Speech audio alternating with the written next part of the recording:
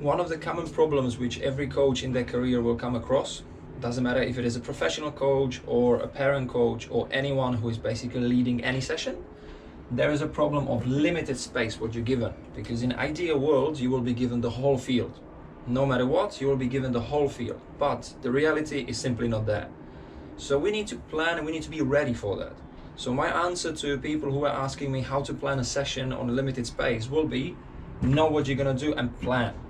I've written a few points which I will discuss really briefly, and I hope they will help you to plan your session to be awesome and amazing. First of the things is you need to know the area where you're going. You need to know the space where you're going.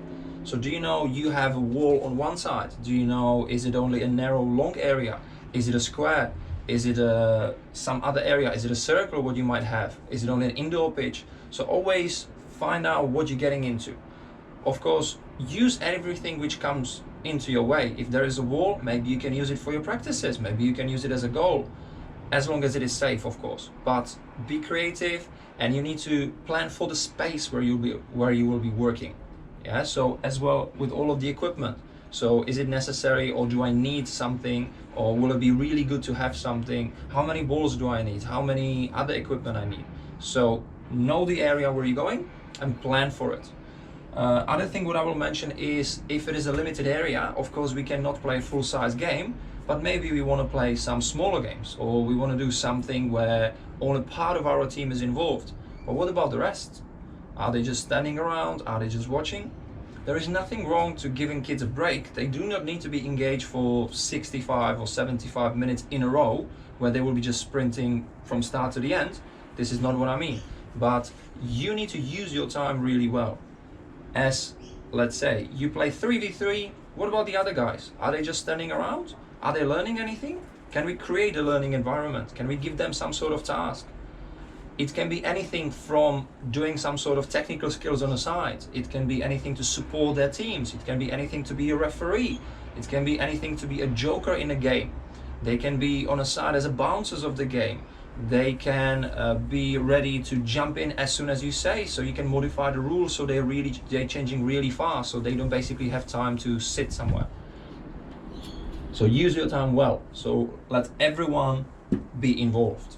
So what does it mean again? I already mentioned in using the time, it means that basically there is no kids going for water for 10 minutes. They don't need it. If you need a drink, just do it quick, come back, and you will have a job what to do. All of the jobs which we give kids on the side, they should be associated with learning. Are they learning something? Are they learning the rules? Are they learning the behavior of their teammates? Are they learning any movement patterns? Are they doing any sort of challenge on the side? It can be anything you can come up with. If girls are doing cartwheels, all right, maybe let a few of them do cartwheels on the side while the others play, and then when you say, they switch. But all of them are involved, they will not forget about this session. And probably they will learn more when they are really engaged, rather than be sitting on the side.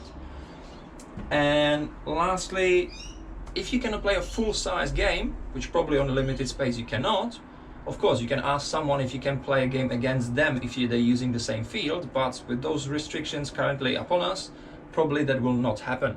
So what you can do is that you can use and simulate only parts of the game. So think of it this way. If you have one goal, you have two poles, you have two shoes, you can use anything. You will play defense against attack. So it means you're using only certain parts and certain situations of the game which you are working at. Let me rephrase. Maybe you can be working on set pieces, maybe you can be working on some sort of scripted attacks when your attack will start from the defenders with a small amount of some passes going around, and then something will happen out of it. But probably the most useful one will be to play the defense against attack, where the defenders will have a goal behind them and the attackers are trying to score into it. But there is a good tip.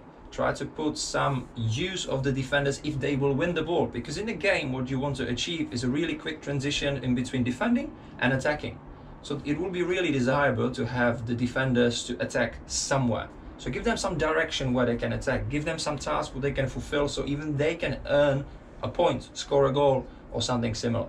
And it really doesn't matter if the numbers in the teams are unbalanced, because when we play football we are quite often coming into situations where the defense have less players than the attackers, or vice versa. or there is only one guy going into 3 or 2 guys going into 4. So we're playing with different underloads and overloads in daily basis. So don't be afraid to use them in your session. And of course, on a grassroots level, especially when we're talking about the development phases of our youth, we want to switch the kids around so everyone experiences different positions on the field. So we do not want to specialize them too early. So when I say defenders against attackers, sure, start like that. Maybe start in your starting defensive line, that's fine. But then don't forget to switch them. Now, one more comment which quite often got to me is that when coaches are doing the session, they saying, oh, it doesn't look nice, especially if it is in a small space, it looks really unorganized. That's fine, because we are slowly getting away from a trend of really polished technical sessions, which used to be hit 15 years ago. But nowadays, if you look at really the aspect of kids game and kids play, it is chaotic, it is messy. But everyone needs to know how to behave on different positions so they can be a valuable member of your team. So actually, if you have a feeling that the session was quite messy, but the kids had something to learn out of it, so be sure that you put some sort of task and aim which you want to accomplish, then this is completely fine. That happens.